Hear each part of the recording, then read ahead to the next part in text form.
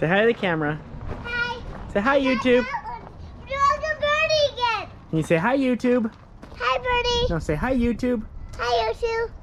YouTube, welcome back. Sorry for the wind. Try and keep you blocked from it. We got a critical project in today. We've got the Jeep car. We got the littlest of my offspring that loves to drive this, and her sister hiding somewhere.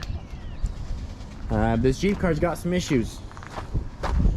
When they turn all the way passenger, this wheel has some interference and gets locked up. This one does it a little bit, but that's full steer right there and it's not hitting, but it does hit certain times, but this one just jams right in. A steering limiter would work, but I want them to have the steering ability, and so I think we're gonna space both wheels out about an inch or maybe a little more. So I think we're gonna get in here and cut this off, space that out, lengthen this steering bar here 2 inches, and cut out both here and here and lengthen those. Hubcaps off. Coke opened.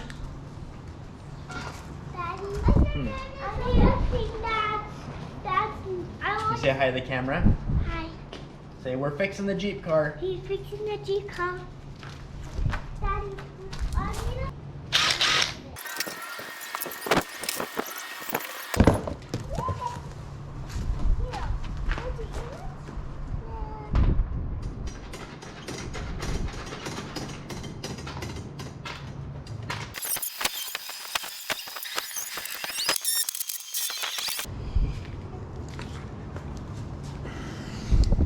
I got the steering slash hub-ish pieces off.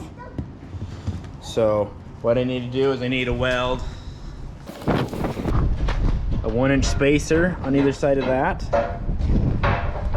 And then I still need to cut. So the steering was cut into 3 pieces. I've got the first 2 sitting here. I have paralleled, and I have a 1-inch gap.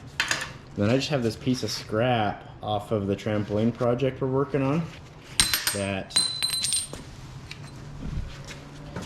is quite a bit heavier duty, but it's got a little contour to it, and you know what? That is going to be perfect. So we're just going to clamp that in spot, weld it up real quick, and we'll do another piece right here. Like I said, we're adding an inch here and an inch here. That keeps the steering centered. And we're going to be widening the actual track width of the vehicle by 2 inches.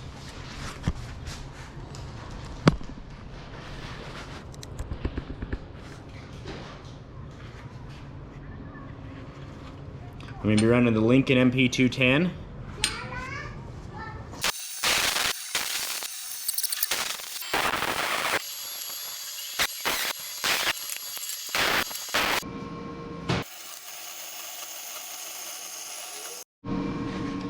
So I pulled the bushings and the steering hub out of this so I don't melt them. Here's our spacer. We're gonna get that guy welded in there. None of this is pretty, it's just quick and slapped together just the way a kid's toy should be.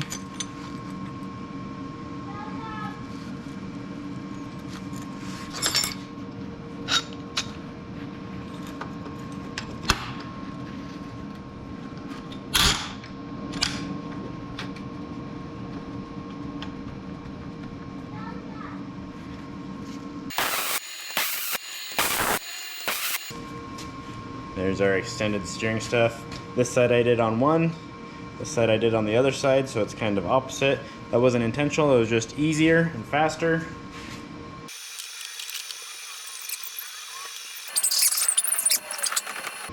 Without the wheels on there, there's absolutely zero interference.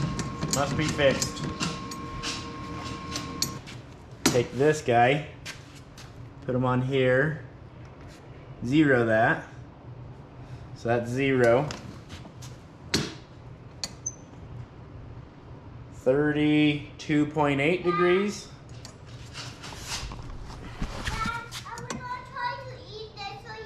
32.2. And 27.8 in that direction. We might adjust that hard stuff a little bit more.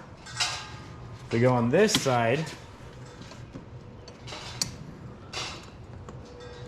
get 31.3 and 31.7. So it's not exactly perfect, but we'll call it perfect. Looks to be like it's a little toed out steering, but anywho, probably good enough steering for a power wheel. So let's get the wheels put back on now, and then we get some paint on there. Eventually, this thing's gonna end up four-wheel drive, or realistically, it's gonna be more similar to all-wheel drive. I'm gonna have motors up on the front. It's gonna require a lift kit to get them to fit. It'll give it more power. It'll draw the batteries down quicker, but it'll give it a little more power and get them more places. It won't get stuck as easy.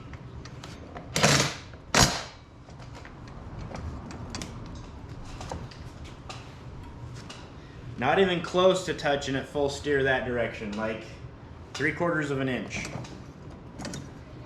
I love you. Your power wheel's almost done, kiddo. Your Jeep car's almost done.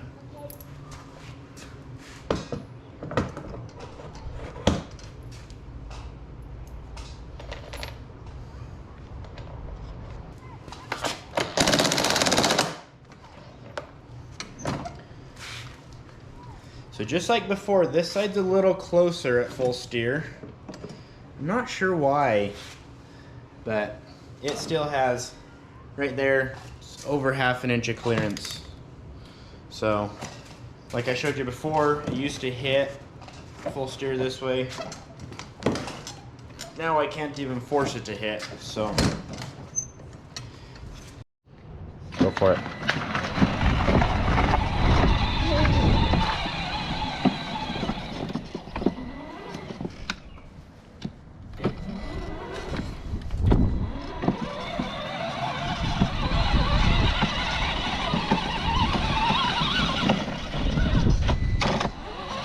That's that wheel, passenger side.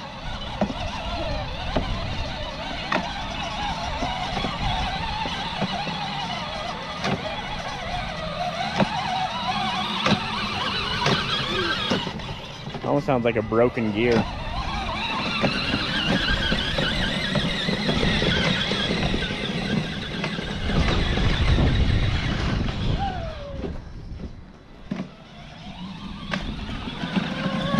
Hey, stop. I want to show them your batteries. What?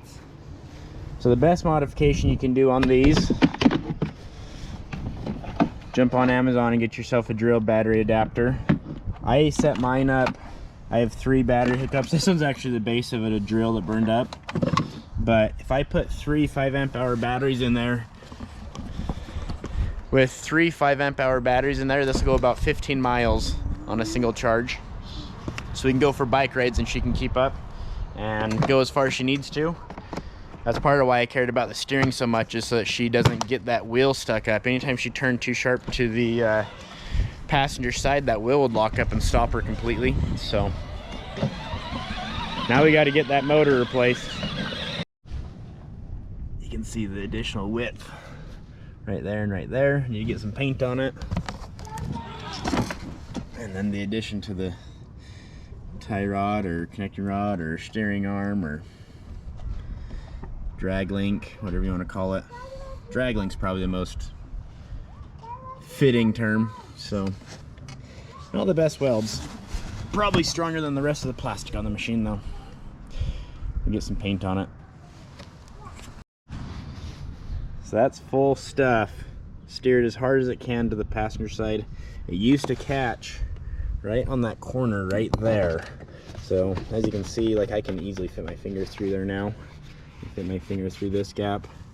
I don't know if it comes through on the camera, but you can actually see scuff marks right there where the tire used to hit. Driver's side never really did hit, but clearance all the way around.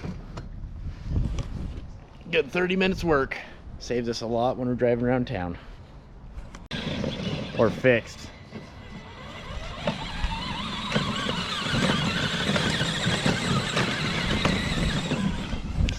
Thanks for watching. Sorry if it was a jumpy video, but thanks for watching.